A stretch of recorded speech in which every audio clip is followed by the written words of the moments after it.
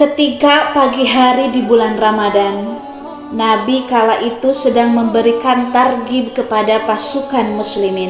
Kemudian Nabi SAW pun berkata, "Wahai pasukan muslimin, ketahuilah, sesungguhnya orang yang mati syahid karena Allah, maka Allah akan menganugerahkan untuknya Ainul Mardiyah, bidadari paling cantik di surga." Salah satu sahabat yang masih muda mendengar cerita itu menjadi penasaran. Namun karena malu kepada Nabi dan sahabat-sahabat lain, sahabat ini tidak jadi mencari tahu lebih dalam mengenai Ainul Mardiyah. Di episode kali ini, channel Kisah-Kisah Islam akan menceritakan kisah Ainul Mardiyah, bidadari tercantik di surga. Assalamualaikum warahmatullahi wabarakatuh. Dalam ajaran agama Islam, apa yang kita sebut bidadari surga bukanlah dongeng semata. Pembahasan mengenai bidadari surga bahkan muncul dalam sejumlah ayat Al-Quran dan Al-Hadis. Seperti contoh, Allah berfirman dalam surah Al-Waqiah ayat 22 dan 23 yang artinya, "Dan ada bidadari-bidadari bermata jeli laksana mutiara yang tersimpan baik." Itu hanya salah satu contoh ayat dalam Al-Quran yang membahas mengenai bidadari surga dengan segala kecantikan dan keindahannya. Selain itu, masih banyak lagi ayat dalam Al-Quran yang menggambarkan sosok bidadari surga. Kisah Ainul Mardiyah diceritakan dalam hadis Nabi riwayat Imam At-Tirmidzi.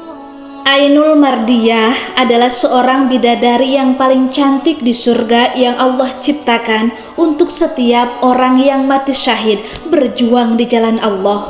Secara bahasa, Ainul Mardiyah berarti mata yang diridhoi, atau setiap pandangan yang melihatnya pasti akan menemukan keridhaan di hatinya. Dalam hadis Nabi dikatakan, kala itu pagi di bulan Ramadan, Nabi sedang memberikan targhib atau semangat untuk berjihad kepada pasukan muslimin. Nabi pun bersabda, "Wahai pasukan muslimin, sesungguhnya orang yang mati syahid karena berjuang di jalan Allah, maka Allah akan menganugerahkan untuknya Ainul Mardiyah, bidadari paling cantik di surga." Kala itu, salah satu sahabat yang masih muda mendengar cerita Ainul Mardiyah menjadi sangat penasaran. Namun, karena malu kepada Nabi dan sahabat-sahabat lain, sahabat ini tidak jadi mencari tahu lebih dalam mengenai Ainul Mardiyah. Kala itu waktu duhur sebentar lagi. Sesuai sunnah Rasul, para sahabat dipersilahkan untuk tidur sejenak atau qailulah sebelum pergi berperang. Akhirnya seluruh pasukan beristirahat, sebagian besarnya tertidur pulas, termasuk sahabat yang satu ini. Dia tertidur saking pulasnya sampai bermimpi. Di dalam mimpinya, dia berada di tempat yang sangat indah yang belum pernah ia kunjungi sebelumnya. Dia pun bertemu dengan seorang wanita yang sangat cantik, yang kecantikannya belum pernah ia lihat sebelumnya. Ia pun bertanya kepada wanita tersebut, "Di manakah ini?" Wanita tadi menjawab, "Ini adalah surga." Kemudian sahabat ini bertanya lagi, "Apakah Anda Ainul Mardiyah?" Wanita itu menjawab, "Bukan, saya bukan Ainul Mardiyah. Kalau Anda ingin bertemu dengan Ainul Mardiyah, dia sedang berada di bawah pohon yang rindang itu." Didapatinya oleh sahabat itu seorang wanita yang kecantikannya berkali-kali lipat dari wanita pertama yang ia temui. Sahabat ini bertanya, "Apakah Anda Ainul Mardiyah?" Wanita itu menjawab, "Bukan, saya ini adalah penjaga Ainul Mardiyah. Kalau Anda ingin bertemu dengan Al-Aina, di sanalah singgasananya." Lalu sahabat ini pun pergi ke singgasana tersebut dan sampailah ke suatu mahligai. Didapatinya seorang wanita yang kecantikannya pun berkali-kali lipat dari wanita sebelumnya yang sedang mengelap-ngelap perhiasan. Sahabat ini pun memberanikan diri dan bertanya, "Apakah Anda Ainul Mardiyah?" Wanita cantik jelita itu menjawab, "Bukan, saya bukan Al-Aina, saya bukan Ainul Mardiyah. Saya hanya penjaga di mahligai ini. Jika Anda ingin menemuinya, temuilah ia di mahligai itu." Pemuda itu pun beranjak dan sampailah ke mahligai yang ditunjukkan. Didapatinya olehnya seorang wanita yang kecantikannya berkali-kali lipat dari wanita sebelumnya dan sangat pemalu. Sahabat itu pun bertanya, "Apakah Anda Ainul Mardiyah?" Maka bidadari cantik jelita itu menjawab, "Ya, benar, saya Ainul Mardiyah." Kemudian pemuda itu mendekat, tetapi Ainul Mardiyah menghindar dan berkata, "Maaf, tetapi Anda bukan seseorang yang mati syahid."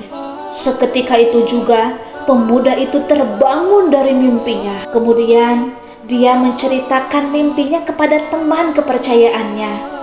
Lalu dimohonkan kepadanya untuk merahasiakan mimpinya sampai ia mati syahid. Akhirnya komando jihad pun menggelora. Pasukan kaum muslimin pergi berperang melawan kaum kafir. Mereka berperang dengan semangat jihad yang tinggi, bergelora, bergemuruh.